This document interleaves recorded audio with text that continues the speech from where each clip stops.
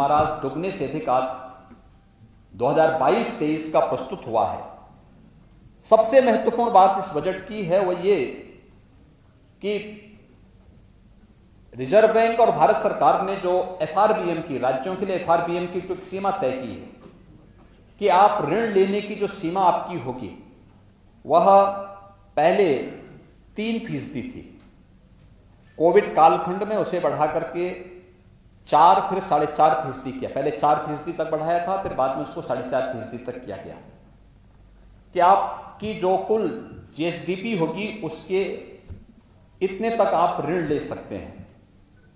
उत्तर प्रदेश आज भी अपना बजट के दायरे को बढ़ाने, बेहतर कोविड प्रबंधन करने, इंफ्रास्ट्रक्चर डेवलपमेंट के कार्यक्रमों को आगे बढ़ाने, लोक कल्याण के कार्यक्रमों को आगे बढ़ाने, प्रदेश के प्रत्येक तबके के लिए, गरीबों के लिए, गांवों के लिए, महिलाओं के लिए, किसानों के लिए, मजदूरों के लिए, व्यापारियों के लिए, समाज के प्रत्येक तबके के लिए अपनी कल्याणकारी योजनाओं को आगे बढ़ाने और समग्र विकास के कार्यक्रमों को आगे बढ़ाने के साथ ही एफआरबीएम की जो सीमा 4.5% तक तय की गई है, हम अपने कुशल वित्तीय प्रबंधन के तहत यह हमारा इस बजट के बाद भी 3.96% ही रहेगा। हम 4% से भी कम पर आज भी है। बजट का दायरा बढ़ा, प्रदेश के अंदर इंफ्रास्ट्रक्चर डेवलपमेंट के कार्यक्रम हुए, निवेश की नई नई संभावनाओं को हम लोगों ने नई पॉलिसी के माध्यम से आगे बढ़ाने का कार्य किया। ये प्रदेश की कुशल वित्तीय प्रबंधन का एक नमूना है। आज विधानसभा में उत्तर प्रदेश का 2022-23 का ये बजट प्रस्तुत हुआ है। मैं इसके लिए वित्त मंत्री जी को, अपने अपर मुख्य सचिव वित्त और उनकी पूरी टीम को हृदय से धन्यवाद देता हूं। पूरा मंत्री परिषद उनके सहयोग के लिए हमेशा तैयार रहा और हम विश्वास व्यक्त करते हैं कि आदरणीय प्रधानमंत्री जी की मंशा के अनुरूप यह बजट $1 ट्रिलियन की इकोनॉमी आगामी 5 वर्ष के दायरे के अंदर हम लोग आगे बढ़ाने में सफल होंगे। इस विश्वास के साथ यह बजट आज प्रस्तुत हुआ है। मैं विश्वास व्यक्त करूंगा कि लोक कल्याण संकल्प पत्र के जो 130 संकल्प थे उनमें से 97 को हम लोगों ने इसमें लिया है। शेष अन्य जो समय समय पर आएंगे, अभी हम लोग दिसंबर में अपना सप्लीमेंट्री बजट भी लेकर के आएंगे। तब तक सभी विभाग इस कार्यक्रम को तेजी के साथ आगे बढ़ाएंगे। प्रदेश विकास की गति पर फिर से दौड़ता हुआ दिखाई देगा और प्रधानमंत्री जी के विजन के अनुरूप देश की नंबर 1 अर्थव्यवस्था बनने की उत्तर प्रदेश अग्रसर होगा। मैं एक बार फिर से आप सबको बजट भाषण को और बजट के इस पूरे कार्यक्रम को सकारात्मक भाव से आगे बढ़ाने के लिए हृदय से धन्यवाद देता हूं।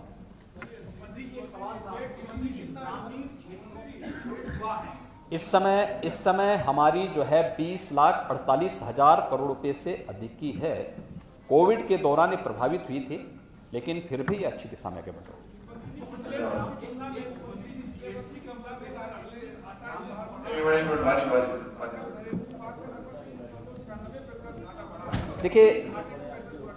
देखिए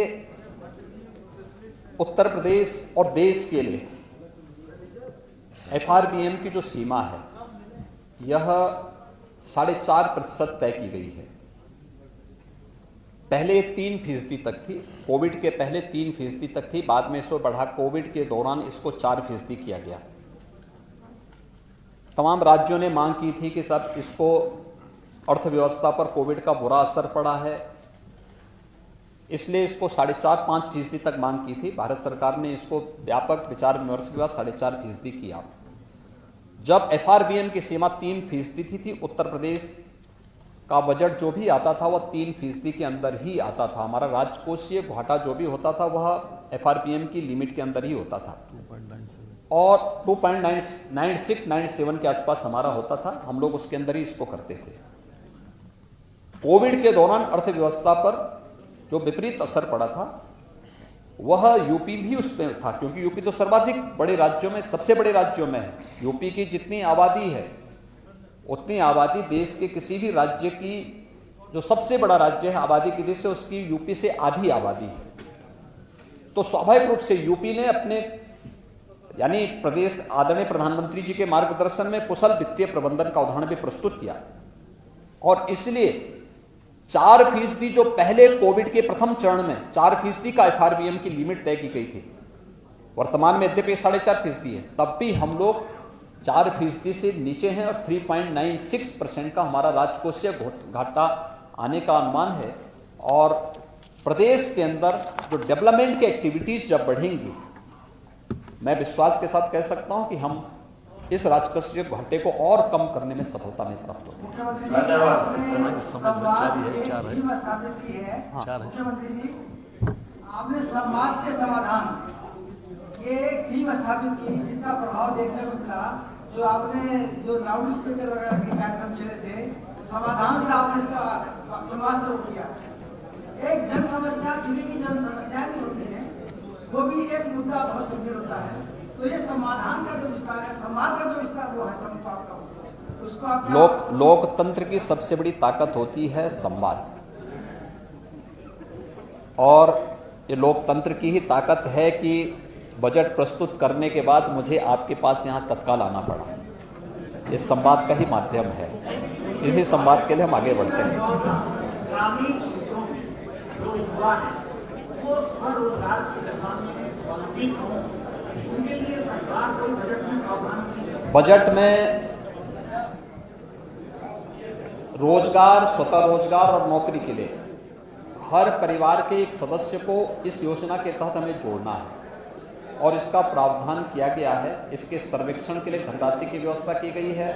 आप देखेंगे कि प्रदेश में एक द्रुत गति से आगे बढ़ेगा। अभी हम लोगों ने जो रोजगार मेले के कार्यक्रम को आगे बढ़ाने की कार्रवाई की है, इसी दिशा से की है।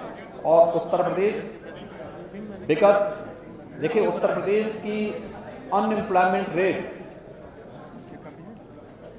आपने देखा होगा, एक स्वतंत्र एजेंसी के जो सर्वेक्षण आए हैं 2015, 16, 17 की तुलना में, जो पहले 18% से अधिक था, आज 2.9% रह गया है।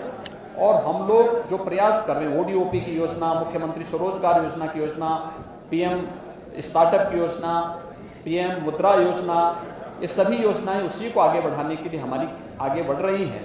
और हम विश्वास के साथ कह सकते हैं कि जो हमारा सर्वेक्षण का अभियान प्रारंभ होने जा रहा है, ये प्रदेश के अधिकाधिक नौजवानों को, ग्रामीण क्षेत्र के हों, शहरी क्षेत्रों के हों, उन सभी नौजवानों को रोजगार उपलब्ध कराने का भी एक माध्यम बनेगा। बहुत बहुत धन्यवाद जी।